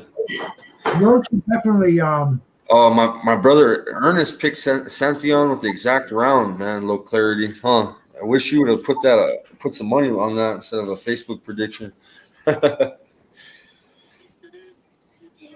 and did you see who Santillan said he wants next? Who did he say that he wanted, bro? Barrios. Yeah, Mario Barrios. Yeah. That would be a good fight to put together, man. You know. Because neither one of these guys is gonna. I mean, right now we have a tough little bottleneck up at 147, and Errol Spence's. We don't know who he's gonna fight next. He's got the options of Charlo at 154. He's got Canelo dangling in front of him like a carrot. He's got Zoo if you know. I mean, he's got different directions he can go into. Yeah. 147, he's holding that up. We got guys like Santillan, and now and even Barrios after that post-tasting that he gave to Ugas a few weeks ago. Those are good fights to make, but the titles are tied up, so they're not going to be championship fights. So it sounds like he doesn't want to stick at 147. Santion, he wants to fight it because Barrios is at 154, so he moved up. So Barrios was 154. No, he's 147, right? I thought he was 147. Yeah, he's 147. I'm tripping, man. But he's big, man. Santion, I see him. He looks like a 154-pound fighter, man. Easy. Santion, big welterweight. He needs to capitalize off his victory. I think Barrios is a step down, man. Santion should capitalize off his victory, use his momentum, and go after Boots, man. Both of those guys are number one contenders for belts. Maybe they should just fight each other since Stanionis is tied up. Go ahead and fight each other and put some pressure on the organizations to give them a real title shot.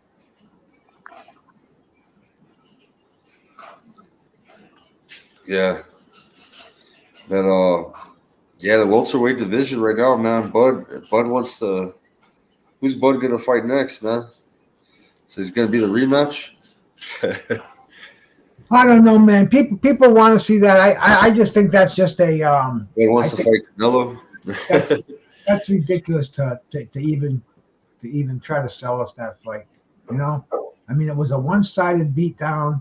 People say, yeah, that wasn't Errol. That wasn't Errol. Well, let him go out and prove that somewhere else right now. Let him get a tune-up fight. Let him go get a title at 154, bro. I mean, Right, 154. That's the place to go right now. right.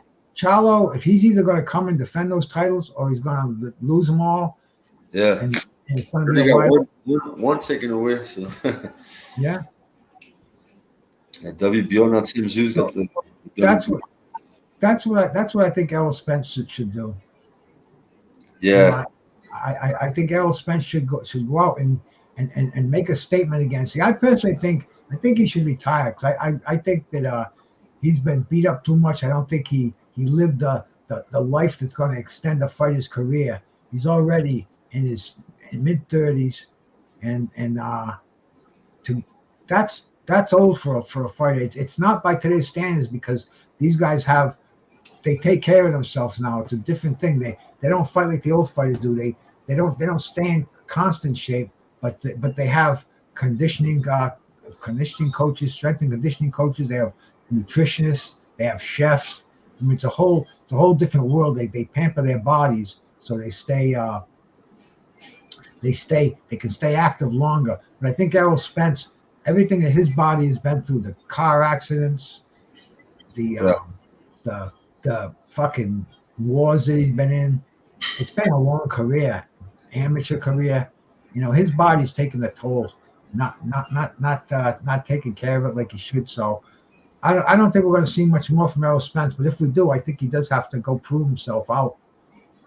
He has to prove himself as far as showing that he can fight again, so he can fight top level fighters. Because you know, in boxing, there's a saying: you're only as good as your last fight.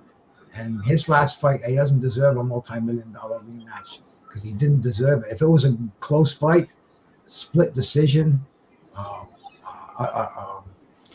fucking controversial stoppage, something like that, but there was no controversy. One guy dominated another. So, Errol Spence, please don't tie up Bud Crawford for a rematch.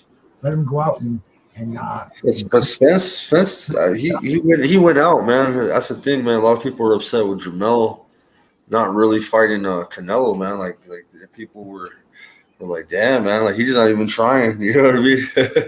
They got that feeling for that fight. Spence got beat up bad, bro. So I think he's got to prove himself. I don't think he deserves a rematch. They have rematch clauses, but if he wants to do it for money and end his career like that, but the thing is, money. Who's going to buy the fight? I mean, dude, this yeah, you're wanting a competitive fight, yeah. Really, man. You know, does Al Heyman have the resources that he had before with Showtime? I mean, you know, is it even sellable? What's the angle on it? I mean, there's no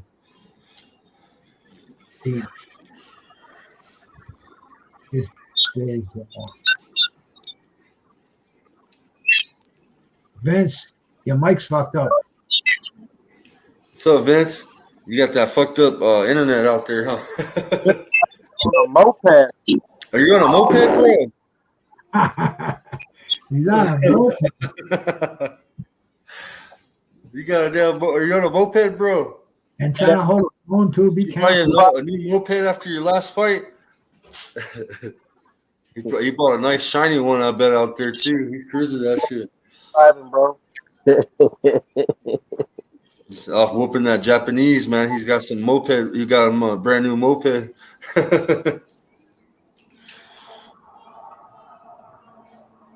Yeah, Vince is trying to show us his moped, but yeah, I don't know. He's in the Philippines cruising. It looked like some driving. Yeah, he might come back. He's probably on his way to his house right now. He's like, Hermano, I'll be at the house. I want to come on and talk to you guys. Everybody's getting an accident, man. Talking on a fucking moped.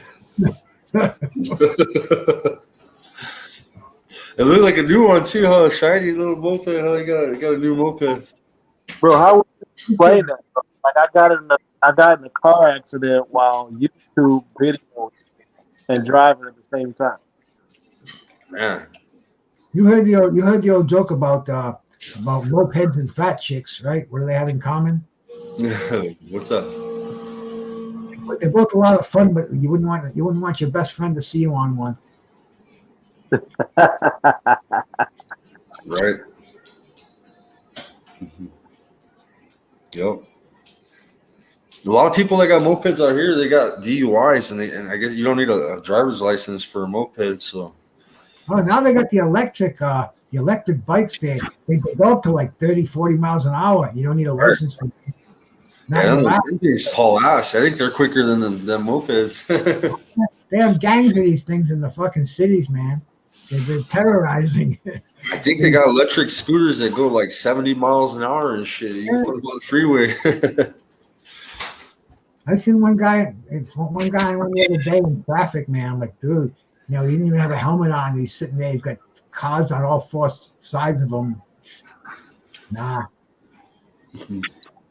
not my idea of safety. He had like 30. He was like an Uber grocery deliverer in Arkansas, and the fool had like 30 bags of groceries in two hands riding one of those those rental motorcycle things. It was like the schools that parked on the sidewalk. Yeah.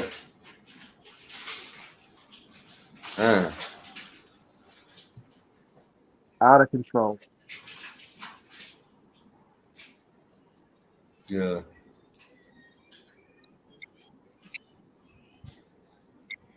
Bruce, bro, I never see you eat, man. Do What's you up? ever this stuff not make you hungry? Nah. I got over weed making me hungry. 50 years ago, almost 50 years ago. Otherwise, I'd pig out. But nah, I understand if I pig out on food, I'm gonna have to pay for it. It's gonna affect my health, and it's not worth it. So I don't think about it. I've conditioned myself not to get the munchies when I do weed. The drunk Irishman.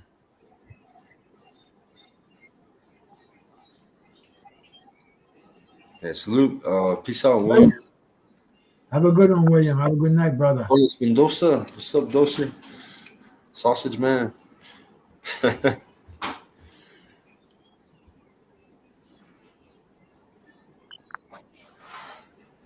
Hey, Ernest. Hey, you should show Bruce, man, what you get into, man, on your crystals, man. Yeah, definitely. Probably the next time we go live, I'll have some more things set up. Like I just got done. I made 3 shirts today. Some of my friends, they're going on this crystal dig out in Missouri. They're going to be wearing my stuff out there. So, I'm slowly but surely spreading out. Yeah, it's a cool business, Bruce. You gotta check it out, man. He's got some pretty unique stuff.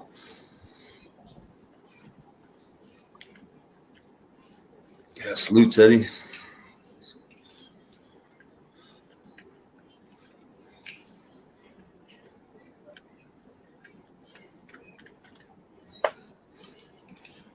Yes, I just sent you some Skywalker. Yeah, so the one girl, she's an Eagles fan, so she kind of wanted something from Eagles colors in it. I did that.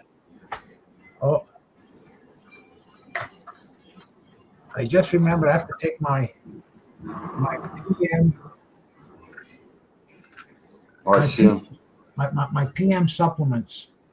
See when I take a bunch of supplements and pills every day, and I put them in a thing like this so I don't forget to take them. I fill it once a week. And Sunday PM, I got these 4 pills that I take. I take this one. This one, it's vitamin C 1000. I take a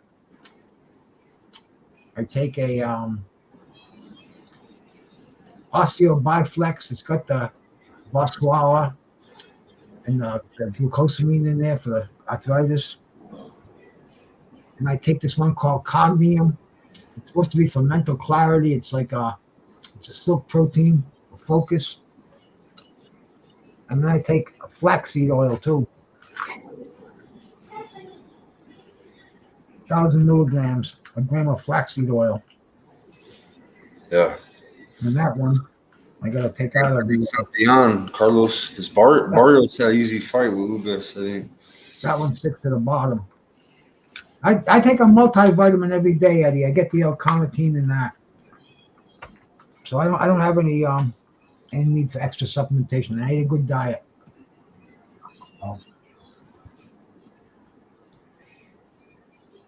This is good for your heart. Yeah, I got Carlos. I got Santillan over Barrios, man. Barrios fought Ugas and that wasn't. He's got a tore up eye, bro. I can get some more water. So it was an easy fight for Barrios. Barrios looked good, but it was an easy fight. I think Santillan would beat Barrios, man. Did Bobby Brown just die? Wow, did he?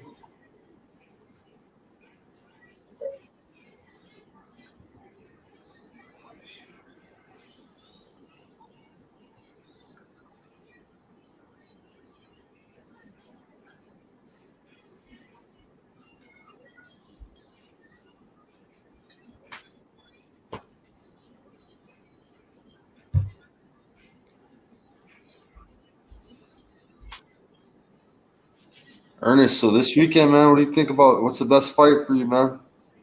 I think the Oshaki Foster fight's pretty good. It's on the zone. You check out the fights for this upcoming week?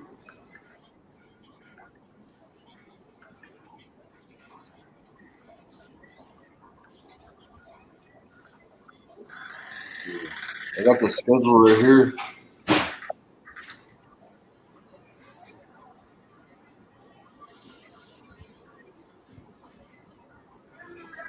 Michael Magnesi, Nike Theron, 12 rounds for the WBC Silver Junior Lightweight title on the zone Friday. We got Friday fights. We got Amanda Serrano on that card.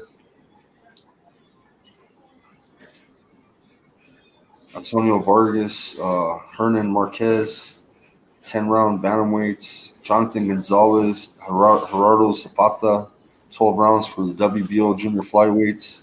That'll be on ESPN Plus Friday. Friday we got DAZN and ESPN Plus. We got Top Rank and DAZN. So you got Foster decision. Probably should be a wide decision, but ends up being Foster majority decision or some shit. Yeah, he had a fight last time. Had to get some more water and take a leak. And I'm back. The fighter that Boots had a hard time with? Remember Karen Chuck Zian? He's fighting Petro Rossetti, 12 rounds for the IBF Intercontinental Welterweight title. I was the one that he said he was running from Boots the whole fight. When is that fight? Is that next weekend? Yeah, this Saturday. It's gonna be shit. I don't even know what I think it's ESPN Plus. And then Joseph Parker's fighting. It'll be on Top Rank as well. Simon Keane. Then you got the other heavyweights, Makhmadov. He's fighting Junior Wright, 10-round heavyweights. These fights are on Saturday? Yeah, Friday we have fights. We have both the Zone and Top Rank. That's the Tyson Fury undercard you're talking about. Friday, October 27th, Michael Magnesi versus Nike. No, that wasn't what I asked you about. The fight you were just talking about, the Joseph Parker, those are on the Tyson Fury undercard. Right. Yeah, so that's not a bad undercard there. But yeah, that's for Saturday though. It's definitely not worth $80. Yeah. Is that going to be Saturday afternoon or Saturday night? Oh, that's Saturday evening or no afternoon, I believe, because it's in. Saudi Arabia. Yeah, I gotta find out the time on it, but you got Wardley, Adley. That's on the Fury Nagano, the Makhmadov. They got a lot of heavyweight fights. Yeah, it's a lot of That's a heavyweight. I think that's a pretty good fight. It's Fabio all Ward- heavyweight. It's all heavyweight fights on that card. All heavyweights. That's a good selling point. That Makhmadov, he's fought before. He's fought either Miller, maybe. Let me check this guy out. Let me check him out here, man. No, he's undefeated, 17-0. Yeah. And he fought Michael Wallach, Carlos Takim, Marios Wach, the usual people, Samuel Peter, an old veteran warhorse. But this dude looks like an up and comer. 17-0 with 16 knockouts, and 3 stars in box rec. So that might be an interesting fight. And the dude that he's fighting, it's not even in here, so it's not really a known fight yet. But we can check him out too. Egon Smacky, is that his name? Go looking for him. He's 20-2, and 18 knockouts. So they're probably expecting a lot of knockouts to happen at that. I'm kind of interested in it, but not for no $8. But the undercard looks like it's going to be actually better than the Tyson Fury card. And just because it's the heavyweight champ of the world, I'll be watching it. Yeah. That DAZN card, the one with Oshaki, they got a heavyweight fight on there. It's the guy that Tabiti's fighting. He's undefeated, but he's 7-0. Tabiti's 20-1, and it'll be a 10-rounder. That's on that DAZN card. So they got a heavyweight fight on there too. How much is that card supposed to be? You said $80?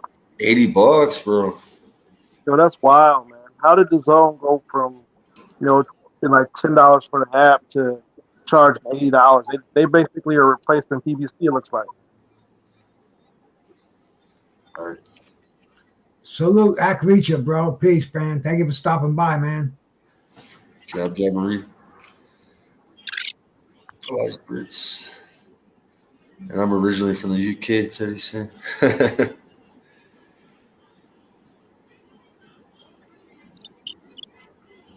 But the undercard of Tyson Fury, to me, that looks like the best thing going on Saturday, and that's going to be all afternoon. Around here it'll probably start like 2:00 if the main event starts at 6. So that's going to be great, man. That's like the way I like to see Saturdays happening. Hey, D-Man, how you doing? D-Man, salute, brother. Yeah, $80 for the Fury Nagano. They hyped it up good, huh? I like the fight promo. The trailer's the shit, man. That's what you call a sideshow carnival salesman. Step right up here. Step right up. Don't be fooled by the man behind the curtain. They want to sell you that fight. They want to sell you $80, and to people out there, act like it's nothing, bro. But that's a lot of money, man. That's a couple of days groceries, man, dude. More than that. That's a half a week basically for us. But, yeah. Thank God for the Fire Stick. I got to get on Ernest's TV plan from here soon. I don't even know what a Fire Stick is, man. Honest to God, I hear people. My brother told me he's got one today. I saw him talking to somebody on Facebook about it. But all I have is a damn internet, and that's it. I don't have any cable. I don't have any satellite dish. I don't even have over-the-air TV. So somebody told me you can get a regular antenna now and get 50 channels over the air for free. That's wild. But all I do is I'm on YouTube probably 80% of the time, but I have movie channels I can watch. I have every sport. Last night I watched every fight there was, bro. I watched the Santillion. That fight was fantastic, and I had a great reception. The only thing is I was about 30 seconds behind you, so it wasn't fun for me to listen to you comment on it, and then all of a sudden I'd see it. For me, Oh yeah. for me to keep up with it, I have to watch it on my time. Otherwise, I would definitely be hooking up with you on those live fights. But I watched the UFC for free yesterday. That's pretty nice. We can sync up, Bruce. I didn't know you could do that. But see, the thing is, man, I'll be watching it too. Sometimes it'll go out on me. I'll have to go back and come back again. So it's syncing up. I might have to do that 2 or 3 times during the fight.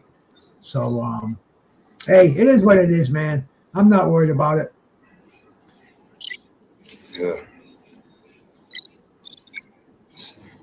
You plug it in your port of the TV and you get a CPU savvy person to download Kodi on it. Yeah, see, I'm not very savvy, man. Even a CPU, I don't even know what that is. It's your computer. But but it doesn't freeze, man. I watched those sites. Maybe last night. I don't think it froze. I think it only froze once, and I just refreshed it. Well, right back again. But what I do is, see, I have 3 screens in front of me. So what I can do is I can have it on 2. I can have it on 2 different windows. So if it dies on one, I'll go to the other one. So man, believe me, it's the only way that I'm gonna be able to see boxing, because I can't afford to buy these pay-per-views. I live on a fixed income, and I mean, and me and my wife are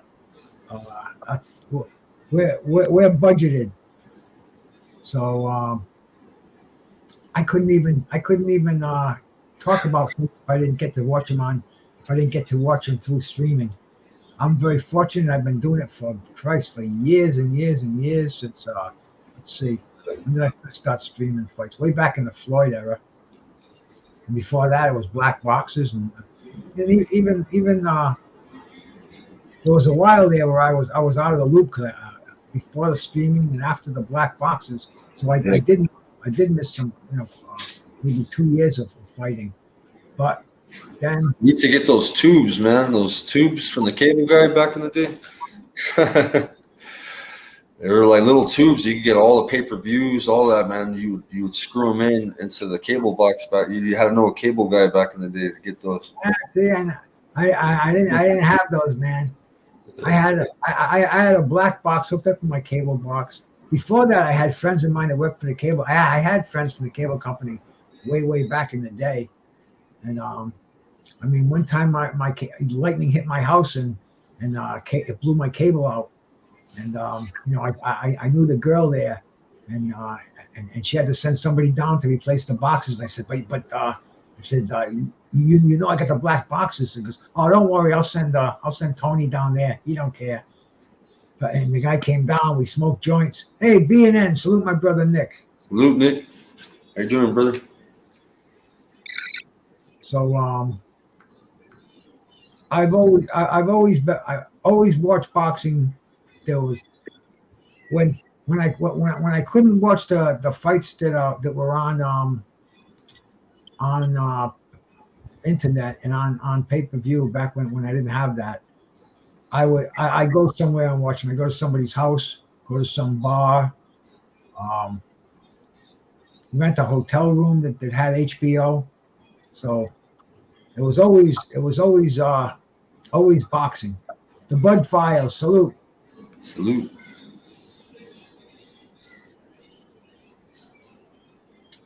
Yeah, Teddy, we live in a world where they're never going to beat that anymore. That's why these people who are still back in the pay-per-views, they're out of their minds, man. Yeah, D-Man, my brother, you know it, bro. And people that want to tell me that I don't support boxing, bro. Right now, we're supporting boxing. We're telling you, we're informing you on what we know. We're trying to share that with you, man. I do that on a daily basis to people. People they look at the clothes I wear. I get some boxer on my freaking t-shirt. Hey, I know that guy, and it starts a conversation. But man, I go out there now and I ask people. I'm gonna do it tomorrow. I'm gonna bring my phone with me when I go for a walk in the morning. I'm gonna ask some cats that I see. Hey, you know what? What do you think of Tyson Fury and Francis Ngannou Saturday night? And they'll go who? And I'll bet they don't even know who Tyson Fury is. I'll bet I'll be lucky if I'll find one person out of it. If I can, if 10 people are on the route, then I bet there'll be only one person, because boxing just isn't. It's just not as popular as it was. It's died way down. It's a specialty sport. How can you cultivate a new audience when you're charging $80 to see a pay-per-view fight with a shitty undercard? Who's Right. gonna buy that, man? Especially when there's not even especially, just who's gonna buy a period, and they're doing it back to back with Floyd against Devin Haney. Ridiculous. Yeah, they're not even marketing on regular TV. They're just basically marketing through the app, and they're not reaching a maximum audience. So they're gonna have some problems for sure. Yeah, A lot because of people were pissed about the fight because it was holding up the fight with Usyk. You know, a lot of people wanted to see the undisputed. oh, for sure, man, for sure, bro. A lot of people were protesting like this fight, bro. They were, now he signed it, so that's good, right? So maybe we'll get that soon. They said December, but I think that's too damn soon. I don't think we'll get that fight. We're probably 2024, maybe first quarter, maybe, hopefully. That's why people don't take heavyweight boxing serious, man. How can you take a sport serious where the two best in the division, two so-called heavyweight champions, don't fight each other? Bro, I grew up Muhammad Ali and Joe Frazier, two undefeated fucking heavyweight champions. Ali claimed that they stripped him of his title. He was still the heavyweight champion. He was recognized as the lineal champion, never beaten in the ring. Joe Frazier, he beat he won the tournaments. He became the WBC. He became the WBA. He became the undisputed. They met. It was a foregone conclusion. These guys weren't gonna fuck around. Within 2 years after Ali came out of his exile, they fought. Within a year, I think it was ridiculously short amount of time. But everybody knew it was gonna happen. They didn't have to fucking squabble about fucking purses, about fucking A side, B side, about promoters. It happened. That's the way boxing was, and that went on, man. That went on with Mike Tyson. That went on, through Larry Holmes' era. We all knew who the best was at heavyweight division. There was no fucking squabble. Now it's settled on the internet. Right. And D-Mass, killing someone they used to say it was Floyd. It's helping kill the sport now. That's it, man. There was a time where everybody and their brother knew who the baddest heavyweight on the planet was. Yeah. They knew fucking right down the line. But now we've got people who say it's Usyk, other people who say it's Fury. So how you gonna fucking settle that? There's only one way to do it. You can do it in the ring. You can't do it on shows like this. Fucking people go giving their opinions. It has to happen in the ring, man. And But this happens every time the belts go overseas, though. If you think about it, I mean, Klitschko had the belts for years, man. And every time stuff gets to Europe, it just kind of stays over there. Their market isn't like it. Mm-hmm. Dad, can you see you? This one's right on the back of Fury, huh, Marseille?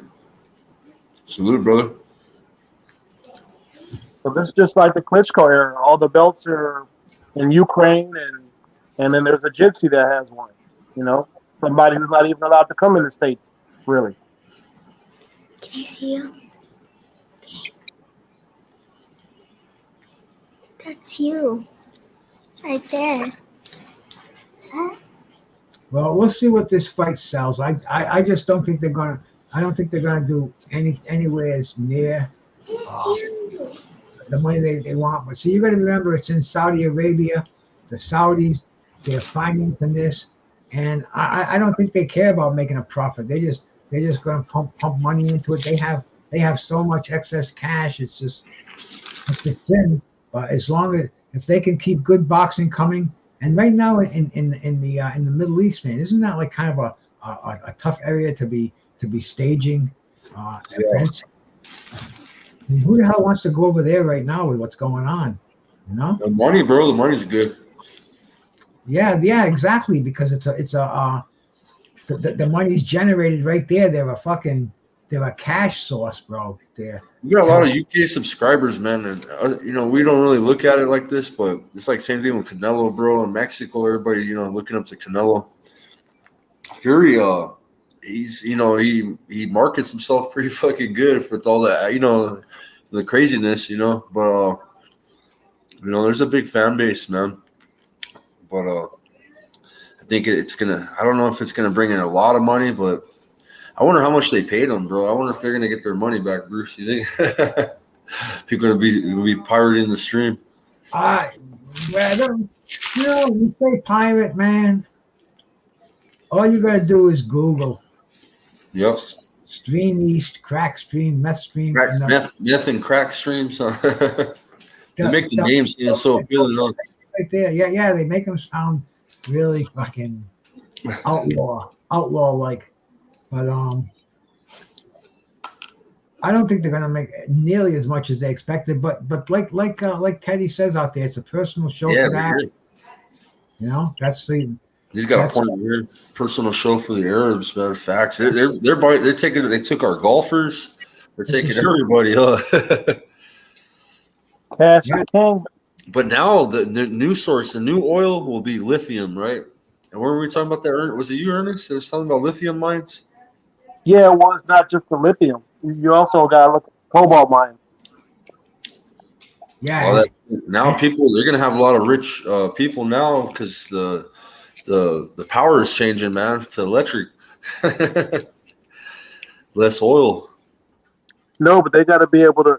Those countries they're putting up walls to foreign people coming in and exporting the minerals. They're saying they're going to produce the stuff themselves and then export that way.